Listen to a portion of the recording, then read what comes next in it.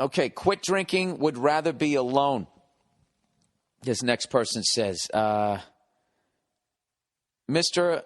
Embarrassment, sorry. I thought since you've taken time off from drinking that you'd be a good person to talk to and ask about this. I'm 22 years old, and after hitting the bottle hard since early high school, I decided to take some time off after it seemed to get out of control. Yeah, I've been there. I've been sober for nearly 5 months at this point. The thing is that since putting up the bottle, I've noticed I enjoy spending time alone rather than with other people. I still go out to bars and hang with my buddies who drink and usually just end up being the designated driver. He says, I have no problem with people who can control their alcohol. Just thought it would be a good personal choice to take some time away. But being sober / the sober guy at 22 is pretty damn rough when everyone else is getting shitty. Just wondering if you had any insight on the matter. Thanks and go fuck yourself. Well, I can actually relate, even at 46, of being the sober guy because of all the free time that comedians have.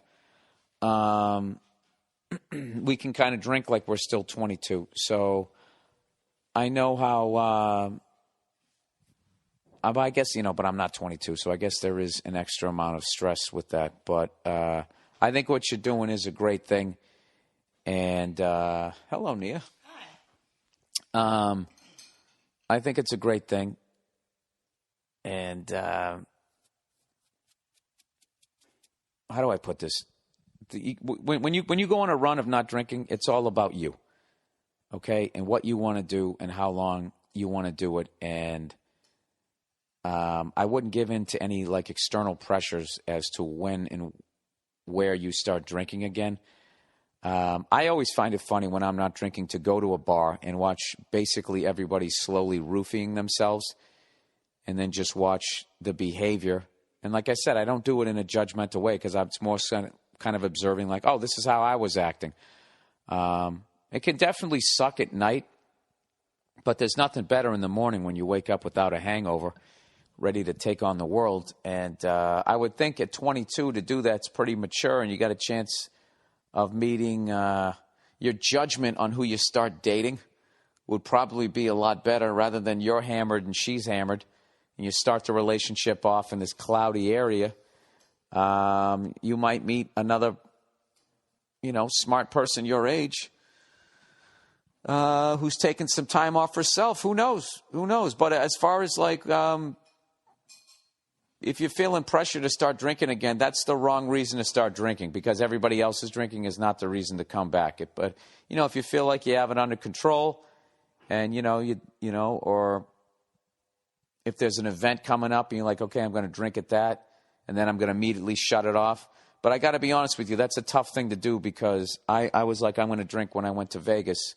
And then I was immediately going to go back on the wagon.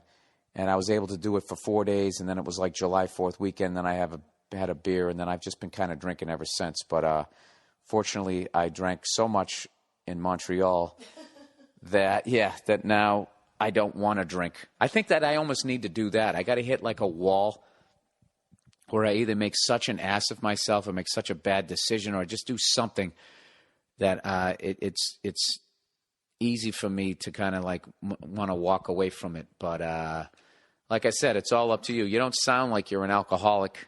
I mean, from your fucking email, I can't really judge it. But like I said, whatever. Do whatever you want to do, but don't start drinking again because everybody else is. I guess that would be my advice. Hey, for that kid also who was talking about not drinking, here's another thing, too. At my age, I see the results of abusing your body with booze, drugs, food. People say food is a drug, which I would actually 100% agree with. You see the results of it. And unfortunately, when I was up in Montreal, I saw a couple of people that are my age and 10 years older. And they either the ones that took care of themselves and kind of quit drinking and tried to eat right and that type of thing, they look great. They still got the light in their eye. And then people who've been, hitting it hard, man, it really catches up with you when you get to be my age, where it's like, you know, I've been of legal drinking age longer than I've lived when I wasn't. You know what I mean? That tipping point of like 42 years of age, when you've, you know, and forget about underage drinking that you've already been doing. Like, it really, really catches up with you. So what you're doing right now, giving your body a break when it's as young as it is a phenomenal thing to do. And, you know, you could actually experiment steering even more into a healthier lifestyle, like learning how to eat a little bit better. Because at 22, man, I mean, you can fucking drink a 12-pack and eat McDonald's late at night and wake up the next day with a flat stomach. But, like, you're setting yourself up for, you know, just basically being a human being is no different than being an athlete. It's just the timeline is stretched out a lot longer. Like, Father Time is going to get all of us, but, you know, those athletes who throughout their career, early in their career, took care of themselves, have longer careers. And if you'd like to have a longer career, in other words, a longer life, like doing what you're doing is a great thing. So, I don't know. When you look at it that way, there's really no peer pressure. Is there really peer pressure to die soon?